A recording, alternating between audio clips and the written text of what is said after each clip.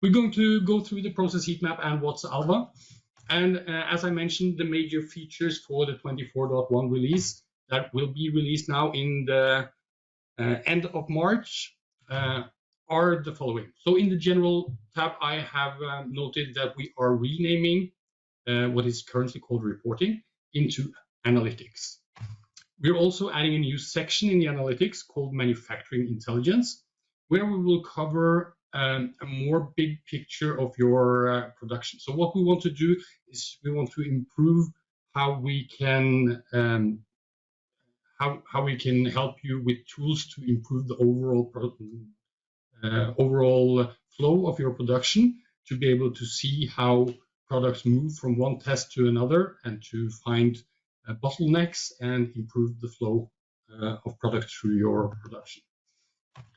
In the analytics, that includes a new view called process heat map, which we will cover today. We also implemented Wats Alva, which I will tell you a little bit more about and showcase some features from. And we are releasing or have released a new test step analysis report. This one will be covered in our webinar next Wednesday, so please sign up and attend that one as well.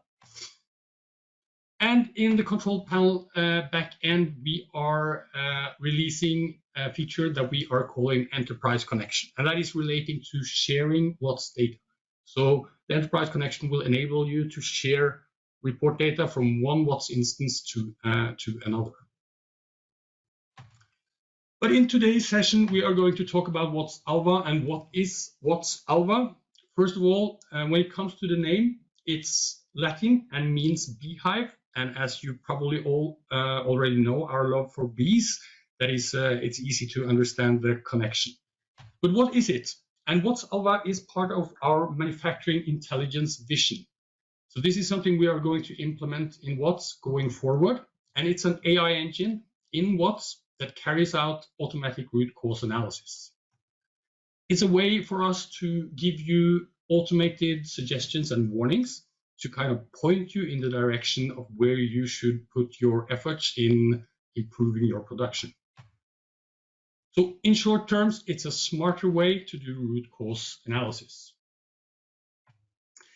And when it comes to the process heat maps, that is a completely new way of reviewing data in Wats. As you probably know, most of our current reports are based on the same structure. So you input a filter, and then you get the report in terms of grid and different graphical elements. The process heat map is completely different. It's a matrix view that displays both products and processes in one view. It's excellent for monitoring your production, as you can see a lot of data in the same view. And it's a great starting point for doing your root cause analysis. And it lets you see everything at once. So what I'm going to do now is that I'm going to open up Wats, and I'm going to take you through a demo of the process heat map and how the process heat map is utilizing Wats Alva. So from the start page, you can immediately see the first change that I mentioned. So we have renamed reporting to analytics, as we think the name covers better what you can find inside that module. And when I go to that module, you will also see that a new icon has appeared in the toolbar to the left called Manufacturing Insights. And if I click that icon, it will open a list, much like the dashboard list, and you will see no heat maps found. So in the current release, the preview release of this feature, there are no default heat maps created for you. So in this session, I will take you through what you need to do to set up your first heat map and go through the different settings and configurations that you can do with your heat map, as well as how you can use it to find your deviations, issues, and how you can investigate them. So the first thing I'm going to do is I'm going to click the green Add New Heat Map button. This works exactly like the dashboard, so this should be familiar for most of you. And the first thing I can do is to give it a name. So in this case, I would just call it part numbers as a start, because that's what I'm going to look at in the first session. And in addition to the name, I can also select a refresh rate.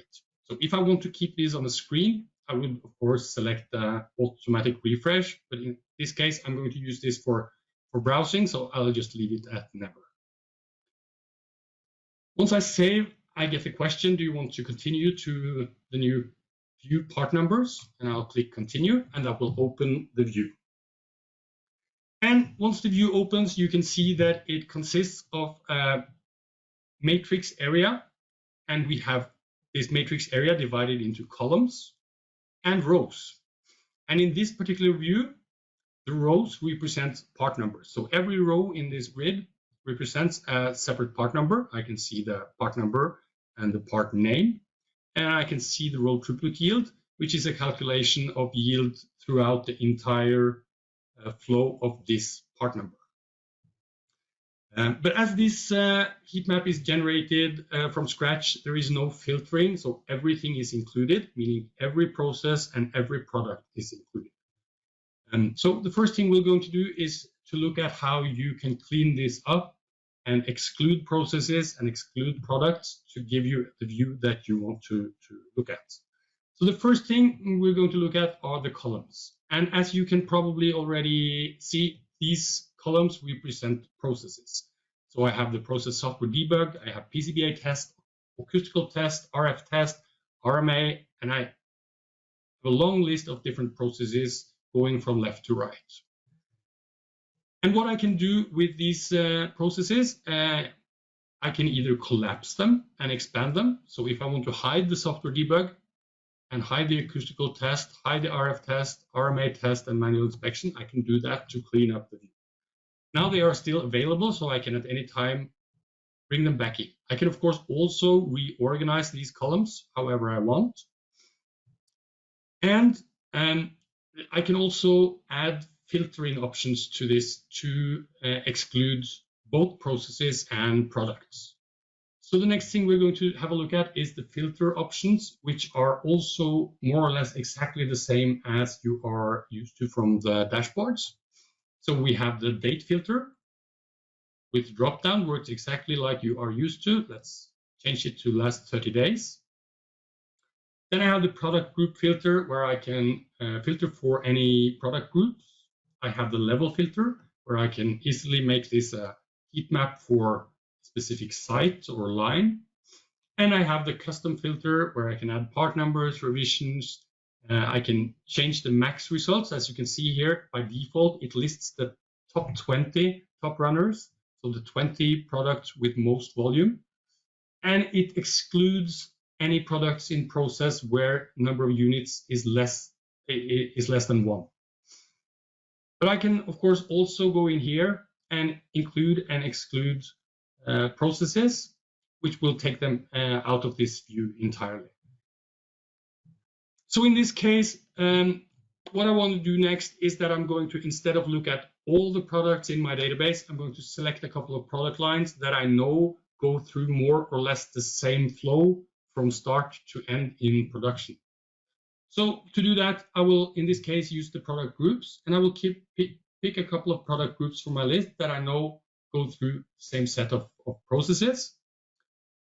And as I go out of the filter, this will update. And as you can see, that this has narrowed things down a little bit.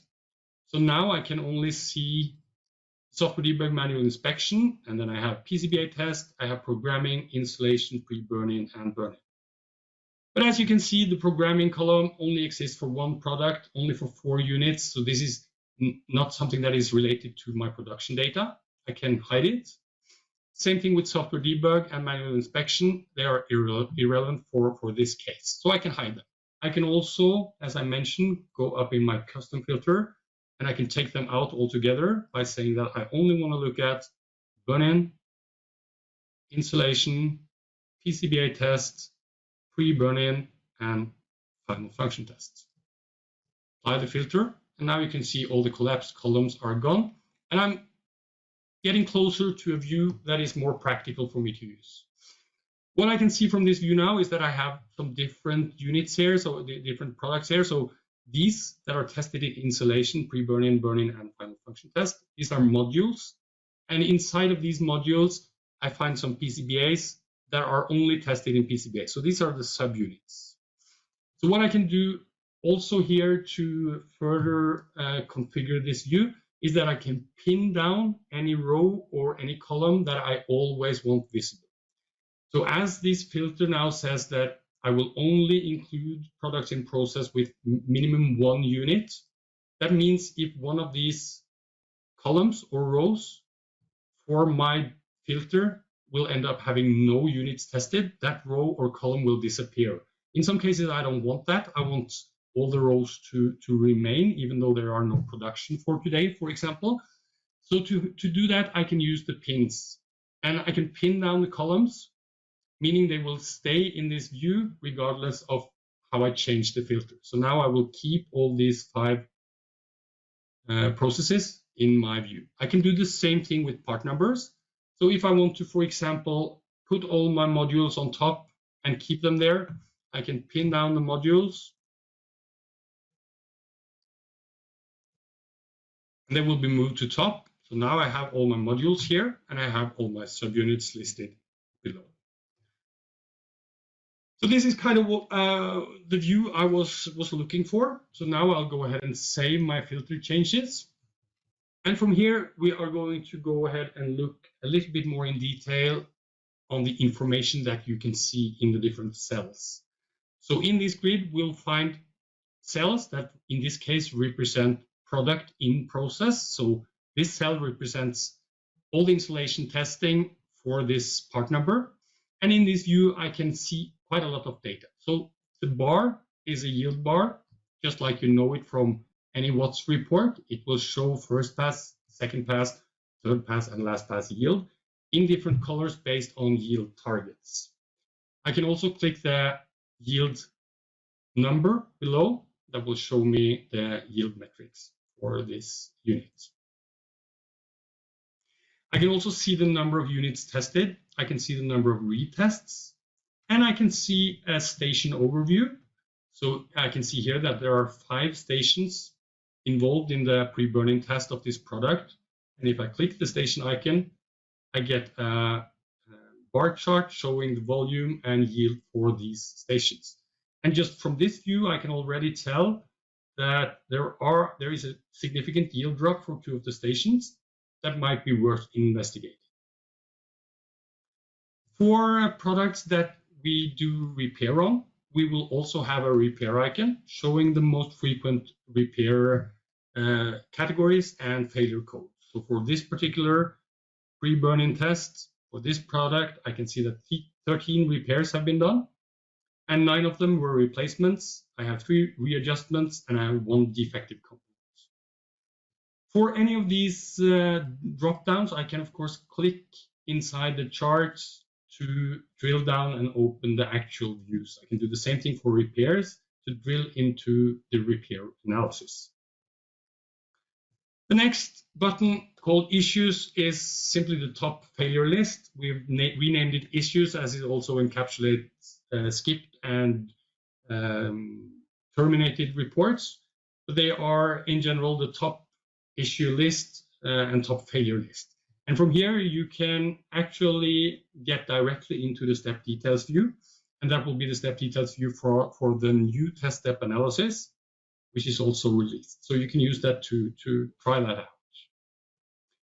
And by clicking the cell itself, I will open a summary window where I can see the yield metrics. I can see the number of units tested, number of retests, and trends for this information. And last but not least, the 3-dotted icon is the drill down menu. So from here, I can drill down with this product in this process to any report. For example, the test step analysis report to do more in-depth root cause analysis of this particular product in this particular process.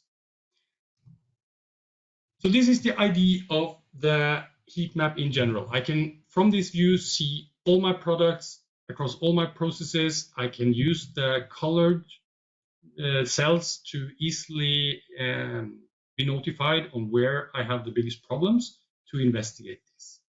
But if we go back up to the filter menu, you will also see that there is a yellow light bulb here. and this is the Wats Alva suggestions. So I can at any time click this one. That will trigger Wats Alva to start analyzing my view and look for the most the biggest problems and give me suggestions on where to start my improvements. So by clicking this, it will open and start spinning and load these suggestions. And this one is loading in the background, so you can keep using the heat map while this is loading. And you will see it pop up number of findings. So in this case, it's found 20 suggestions for me. And I can see it's found in different part numbers. So what I can do from this list, if I click one of the part numbers, it will scroll and focus on that cell. And you can see that the 5 findings are also notified in a hexagon here. And I can click those 5 and see that the top one here is fixture ID number 3 that has a potential yield gain of 16.3%. This means that if I can fix, there's something going on with this fixture, if I can fix that problem, I can potentially increase my first pass yield with 16%. And I have other suggestions listed as well. I can also, of course, go ahead here and I can click it directly.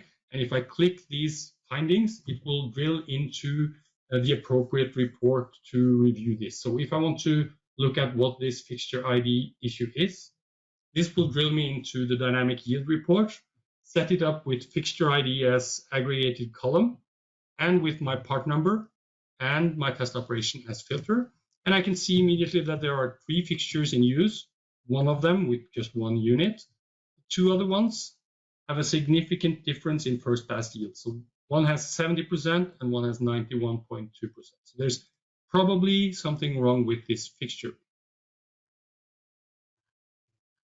And you can go ahead and do this for any of these findings. And depending on what is found, you will find that it drills into 2 different setups of the dynamic yield report. And this is, in general, a really nice way to start your root cause analysis. Also, the Wats Alva works in the way that it will always process the data that is visible on this page. And in this case, it will, of course, trigger first the product in process with a huge first pass yield gain. That means that your suggestions from this view would probably not come to this insulation test where yield metrics are really good compared to the other ones. But I just want to demo that if I hide or collapse some of the processes and recalculate and re-trigger the Wats Alva, it will now process these visual cells only, and you can see that I get suggestions on these as well. So even though this has 99.2% yield, I have 4 suggestions. But of course, these suggestions will then have a much lower potential first pass yield gain. And it's probably not where you want to start your investigation.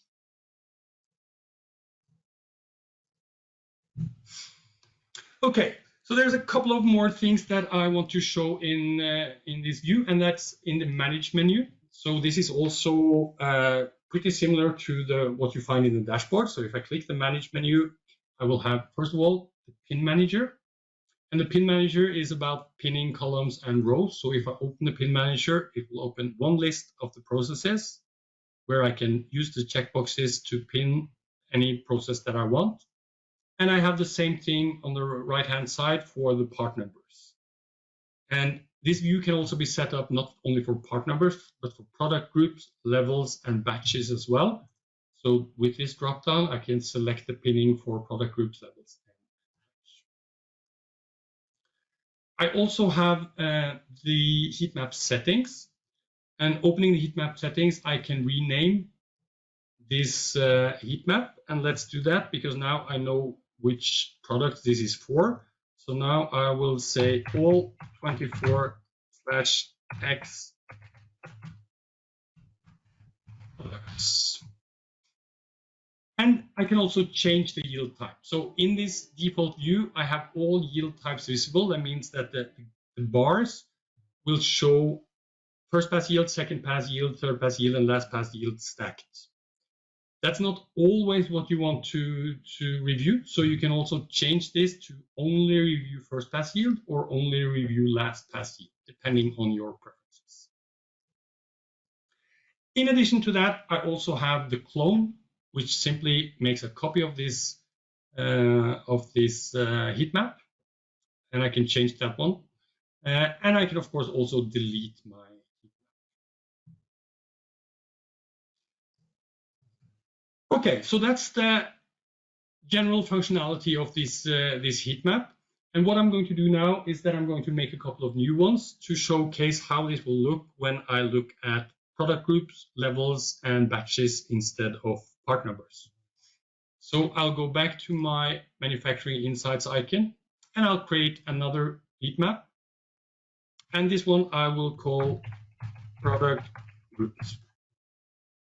Do that never, and I'll save, and I'll open it. And now we're back to the starting point. So the first thing I'm going to do here before I start configuring anything is to change this to product groups. Now you can see that the rows represent product groups instead of part numbers. So now every cell here encapsulates all products in that group in this process. So this is one step up where you can look at an assembly or a product line in one go. Apart from that, everything works the same way, so I can hide or filter out anything. And the Wats Alva will, of course, now trigger and look at product groups. So these are the product groups that are my top findings, and I can see different findings in more detail as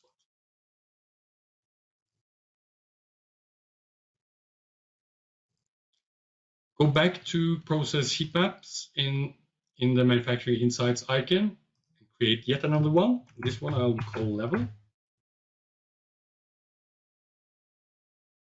And in this one, I'll do the same thing. Go to part number, change it to level, and you will have this process heat map made from your levels from the system manager. So in this case, I'm reviewing everything in the top level. In this row, I have my final assembly in Oslo. And in the third row, I have one of my contract manufacturers.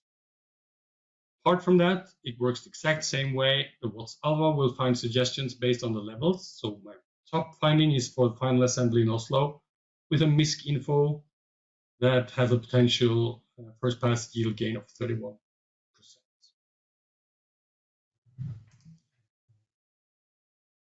And then we'll do the same thing one more time to show you the batches. Click batch number, save, continue to open it, shift to batch number, and this will list batches the exact same way as it does product groups and part numbers. And I can, of course, use the filter to select specific batch or a set of specific batch numbers to narrow this down. In this case, every cell represents one batch in one process, and I can see for this batch number in burn-in tests, I have my issues, I have my stations, and my yield, and so on. And the suggestions will now be on batch. So this is the batch with the highest rated suggestion, 22.8% yield gain, if I can address the problem with this 002 station. I can look at those stations, and you can see that this one has a significantly lower yield and should be investigated. So that was what I wanted to show you for the heat maps and setup of the heat maps. And from my session this morning and from previous demos of this heat map, there is one returning question that I might guess that some of you will have, and that is, how can I share these heat maps? And currently you can't. We have not implemented that functionality, but based on the number of requests I have got on that topic exactly, we are probably going to find a way to make either publics or a way to share your dashboard settings so you can share this with your coworkers as well. So I really hope that you dive into this try it out and start using this for your root cause analysis and for your monitoring. And personally, at least, I would, and I am using this more and more as my starting first page in Wats too. And from here, I can find anything, I can drill to anything if I want to do any detailed analysis. So the last thing I want to do is remind you about next week's webinar, where we are going to demo the new test step analysis and the new step details view with all the new features that are released in that one. So I really hope to see all of you in that session as well. And apart from that, I want to thank you for your time and have a really nice day.